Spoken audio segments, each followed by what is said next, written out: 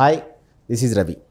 Cantonment MLA Lasyanandita మరణం చుట్టూ వివాదాలు, మరెన్నో అనుమానాలు, ఇంకా సమాధానం లేని ప్రశ్నలుగానే ఉన్నాయి. ఆమెను చంపేసి యాక్సిడెంట్గా చిత్రీకరించాలని ఎక్కువ మంది చెప్తున్నారు. ప్లస్ ఎక్కువ మంది సోషల్ మీడియాలో ఇదే అంశాన్ని వైరల్ చేస్తున్నారు. మరి ఆ మరణం చుట్టూ ఏం జరిగింది? నిజంగా ఆమెది యాక్సిడెంటా లేదా చంపేసి యాక్సిడెంట్గా చిత్రీకరించారా? ఇదే అంశంపై మనతో మాట్లాడేందుకు సీనియర్ జర్నలిస్ట్ సిఎస్ రావు గారు ఉన్నారు. ఆయన అడిగి మరిన్ని వివరాలు తెలుసుకుందాం. సార్ నమస్కారం. సార్ నమస్తే రవి. సార్, లాసనందిత మరణం చుట్టూ ఉన్న అనుమానాల వెనక అలా వాస్తవం ఏంటి? సోషల్ మీడియాలో వైరల్ అవుతున్న వార్తల వెనక అసలు నిజం ఏంటి? అంటే యాక్చువల్గా సోషల్ మీడియాలో వచ్చినంత ఇన్ఫర్మేషన్ మెయిన్ మీడియాలో కూడా రాదు. ఎందుకనంటే సోషల్ మీడియా విస్తృతమైనటువంటి పరిధి ఉంది దానికి. దాంతో ఎవరు ఎక్కడి నుంచి ఇన్ఫర్మేషన్ ఇస్తారు అనేది ఇంపార్టెంట్. పోలీసుల కన్నా ముందు మీడియాకి సమాచారం ఎందుకు వస్తుంది అని అంటే, పోలీసులకు ఫోన్ చేస్తే కనుక దానికి ఒక రూలు, రెగ్యులేషన్స్ అన్నీ ఉంటాయి. కంప్లైంట్ ఇవ్వాలి, కంప్లైంట్ ఇచ్చిన తర్వాత అతను వచ్చి ఆ టైం చూసుకొని వస్తుంటారు. అదే మీడియాకి ఇస్తే కనుక ఇమీడియట్గా అలా ఏమి ఉండవు. అందుకే మీడియాకి ఇన్ఫర్మేషన్ ముందు వస్తుంటుంది. మనం ఈ లాస్యానందిత రోడ్డు ప్రమాదానికి సంబంధించినటువంటి అంశాన్ని తీసుకుంటే, మనం ఒక వీడియో చేసాం.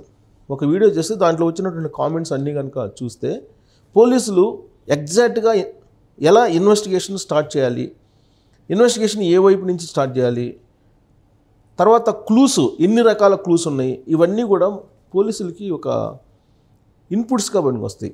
ఇది పబ్లిక్ పెట్టినటువంటి కామెంట్స్ గమనిస్తే దాంట్లో నేను కూడా వీడియో చేసిన తర్వాత మనం ఏం చేసాము, యాక్సిడెంట్ ఎప్పుడు జరిగింది, ఎలా జరిగింది, వీళ్ళు అసలు ప్రయాణం ఎక్కడి నుంచి ఎక్కడికి వచ్చారు, ఆ టైంలో ఎందుకు వచ్చారు, క్షుద్ర పూజలు ఏంటి, బ్లాక్ మ్యాజిక్ ఏమైనా ఆమెపై చేశారా, ఇవన్నీ గురించి రకరకాలుగా అనుమానాలు వస్తున్నటువంటి క్రమంలో వాటిని పబ్లిక్ ముందు ఉంచగలిగాం మనం. దాని మీద వాళ్ళు అసలు విషయం చెప్తూ వచ్చారు. ఏం చెప్పారు? లాస్యానందిత డ్రైవరు ఎవరు, ఆ డ్రైవర్ని తీసుకొని ఈవిడ ఎందుకు బయటకు వచ్చారు అనే ఒక కామెంట్. ఇంకో కామెంట్ ఏంటంటే, నన్ను బాగా అట్రాక్ట్ చేసినటువంటి కామెంట్ ఏంటంటే, అసలు లాస్యానందితని ముందే మర్డర్ చేసేసి చంపేసి ఆ తర్వాత యాక్సిడెంట్గా క్రియేట్ చేయడానికి ముందు సీట్లో కూర్చోబెట్టి తీసుకెళ్లారు అనేది ఇంకో కామెంట్ ఉంది. సో అది కనుక చూస్తే పోలీసులు ఆ కోణం నుంచి కనుక ఇన్వెస్టిగేషన్ చేస్తే బహుశా దీని వెనుక ఉన్నటువంటి కుట్ర బయటకు వస్తుందేమో అని అనిపించింది. అందుకే ఇవాళ మళ్ళీ లాస్యానందిత రోడ్డు ప్రమాదం మీద మనం వీడియో చేయడానికి ప్రధానమైనటువంటి కారణం అదే. సో లాస్యానందిత అలాగే డ్రైవర్ ఇద్దరు ముందు సీట్లో కూర్చున్నారు.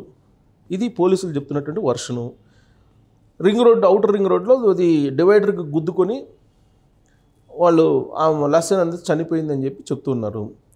సో ఇద్దరికి కూడా ఎయిర్ బ్యాగ్స్ ఉన్నాయి, ఎయిర్ బ్యాగ్స్ ఓపెన్ అయినాయి. ఎయిర్ బ్యాగ్స్ పోయినప్పుడు డ్రైవర్ ఏమో బతికాడు, డ్రైవర్ సీట్లో ఉన్న అతను బతికారు. సరే, హాస్పిటల్లో చికిత్స పొందుతున్నారు. పక్కన కూర్చున్నటువంటి లాస్యానందిత చనిపోయింది స్పాట్లో, ఎయిర్ బ్యాగ్ ఓపెన్ అయినప్పటికీ. సాధారణంగా సాంకేతికంగా వీళ్ళు ఏం చెప్తారంటే, మోటార్ వాహనాలు వాళ్ళు ఎయిర్ బ్యాగ్ ఓపెన్ అయితే కనుక ఎంత పెద్ద యాక్సిడెంట్ అయినా కానీ బతుకుతారు, గాయాల పాలైనప్పటికీ బతుకుతారు అనేది చెప్తూ ఉంటారు. అసలు ఎయిర్ బ్యాగ్స్ కాన్సెప్టే అది. ఎయిర్ బ్యాగ్స్ని ఎందుకు పెడతారు కారుల్లో? యాక్సిడెంట్ జరిగినప్పుడు ఆ ఎయిర్ బ్యాగ్స్ ఓపెన్ అయితే ప్రమాదం నుంచి, ప్రాణాపాయం నుంచి తప్పించుకుంటారు అనేటువంటి ఉద్దేశంతో వాటిని డిజైన్ చేశారు ఇంజనీర్స్. కానీ ఇప్పుడు ఆ రెండు ఎయిర్ బ్యాగ్స్ ఓపెన్ అయ్యాయని చెప్పి చెప్తున్నారు పోలీసులు. ఆ యాక్సిడెంట్ని గమనించిన తర్వాత కూడా రెండు ఓపెన్ అయ్యి ఉన్నాయి. మనం చూస్తే రెండు ఓపెన్ అయినాయి. రెండు ఓపెన్ అయినప్పుడు లాస్యానందిత ఒకటే చనిపోయి డ్రైవర్ ఎలా బతుకుతాడు? ఛాన్సే లేదు కదా. అంటే ఈ పాయింట్ దగ్గర కనుక ఆలోచిస్తే లాస్యానందితని ముందే చంపేసి ఆ ఫ్రంట్ సీట్లో కూర్చోబెట్టి యాక్సిడెంట్గా క్రియేట్ చేసేటువంటి ప్రయత్నం జరిగిందా అనేటువంటి అనుమానం కలగక మానదు. ఇంకోటి, సీట్ బెల్ట్ ఖచ్చితంగా డ్రైవర్ పెట్టుకున్నప్పుడు లాస్యానందిత కూడా పెట్టుకొని ఉంటారు. సీట్ బెల్ట్ పెట్టుకోకపోతే అసలు ఎయిర్ బ్యాగ్ ఓపెన్ కాదు కదా. ఖచ్చితంగా సీట్ బెల్ట్ పెట్టుకొని ఉంటారు కదా. కానీ సీట్ బెల్ట్ పెట్టుకొని అది ఓపెన్ అయింది, ఎయిర్ బ్యాగ్ ఓపెన్ అయిందంటే ఖచ్చితంగా ఆమె సురక్షితంగా బయటపడాలి. కానీ ఆమె చనిపోయారు. సీట్ బెల్ట్ పెట్టుకున్నప్పుడు కూడా చనిపోయారు అని అంటే స్పాట్లో ఇది ముందే ఆవిడని చంపేసి ఈ యాక్సిడెంట్ క్రియేట్ చేశారా అనేది ఒక పెద్ద అనుమానం కలుగుతుంది. ఆ కోణం నుంచి పోలీసులు కనుక ఎంక్వైరీ చేస్తే ఇమీడియట్గా బయటపడే అవకాశం ఉందని చెప్పి కొంతమంది కామెంట్స్లో పెట్టడం జరిగింది. ఇంకొంతమంది ఏం పెట్టారు, ఎక్కువ మంది ఏం పెట్టారు దాంట్లో కామెంట్స్ చూడొచ్చు, వాళ్ళు కూడా చూడొచ్చు ఆ కామెంట్స్ని. ఇంకొంతమంది ఏం పెట్టారు, అసలు ఇది కావాలని చేసినటువంటి వ్యవహారం ఇది. పొలిటికల్ మర్డర్ కూడా అయి ఉండొచ్చు అనేటువంటి అనుమానాలు కూడా వ్యక్తం చేశారు. ఎక్కువ మంది ఏం చేశారంటే ఇది కుటుంబానికి సంబంధించినటువంటి చెప్పుకోలేనటువంటి కొన్ని కాన్స్పిరసీస్ ఉన్నాయి దీంట్లో, లవ్ అఫైర్ అనేది ఏదో ఉండొచ్చు అనేది కొన్ని కామెంట్స్ ఎక్కువగా పెట్టారు. సో అసలు ఆ టైంలో ఆవిడ ఎందుకు వెళ్ళారు అంటే టిఫిన్ చేయడానికి, భోజనం చేయడానికి ఆ టైంలో ఎందుకు వెళ్తారు అనేటువంటి క్వశ్చన్లు కూడా వాళ్ళు చేయడం జరిగింది. అసలు ఏం జరిగింది అనేది పోలీసులు తేల్చేంత వరకు ఇలాంటి గాసిప్స్ వస్తూనే ఉంటాయి. అది నిన్న కూడా మనం వీడియో చేసి ఇవాళ కూడా మనం అదే చేస్తున్నాం. అందుకే పోలీసులు దీన్ని ఇమీడియట్గా ట్రేస్ అవుట్ చేయాలి. ట్రేస్ అవుట్ చేసి ఇన్వెస్టిగేషన్ స్పీడప్ చేయాలి. ఇన్వెస్టిగేషన్ స్పీడప్ చేయనంతకాలం లాస్యానందిత రోడ్డు ప్రమాదం అనేది రకరకాలుగా స్ప్రెడ్ అయ్యేటువంటి అవకాశం ఉంది. అసలు కొంతమంది దారుణమైనటువంటి కామెంట్లు పెట్టారు. పొలిటికల్ మర్డర్ ఎవరు చేయించారు అనేది కూడా పెడుతూ ఉన్నారు. అంటే కామెంట్స్ని మనం క్రైటీరియాగా తీసుకోవడానికి లేదు, కానీ అనుమానాలు, రకరకాల అనుమానాలు క్రియేట్ చేస్తూ వాళ్ళు కామెంట్స్ పెడుతూ ఉన్నటువంటి పరిస్థితి నెలకొంది. అంటే పొలిటికల్ మర్డర్ అని నేనైతే అనుకోను. దానికి అది సంబంధించిన ఆనవాళ్ళు కూడా లేవు. ప్లస్ వివాద రహితునిగా సాయన్న కూడా ఉన్నారు. సాయన్న కుమార్తె లాస్యానందిత కూడా వివాదరహితురాలుగానే ఉన్నారు. వివాదాలు ఉంటే ఏదైనా పొలిటికల్ మర్డర్ అనుకోవచ్చు. ప్లస్ ప్రభుత్వం ఏర్పడింది మొన్ననే, కొత్త ప్రభుత్వం. సో పైగా బీఆర్ఎస్ పార్టీ ప్రతిపక్షంలో ఉంది. సో అలాంటప్పుడు పొలిటికల్ మర్డర్ కావడానికి అవకాశమే లేదు. ఇక్కడ మర్డర్ చేయాల్సిన అవసరం ఎవరికి ఉందో కూడా అక్కడ ఎవరు లేరు, అక్కడ లేదు. కానీ ఈ ప్రమాదం, ఈ రోడ్డు ప్రమాదం కంటే ముందు 2 సార్లు ప్రమాదం నుంచి ఆవిడ తప్పించుకున్నారు. ఇది వాస్తవం. సో ప్రమాదం నుంచి ఆయన తప్పించుకున్నారంటే సహజంగానే ప్రమాదం వెంటాడింది ఆవిడని అని చెప్పి మనం చెప్పుకోవచ్చు. సహజంగానే వెంటాడింది అని చెప్పుకోవచ్చు. అయితే అసలు 2 సార్లు రోడ్డు ప్రమాదం నుంచి తప్పించుకొని మళ్ళీ 3వసారి అని అంటే, రకరకాల ప్రమాదాల నుంచి 3వసారి అని అంటే కొంత అనుమానించదగ్గ పరిణామం.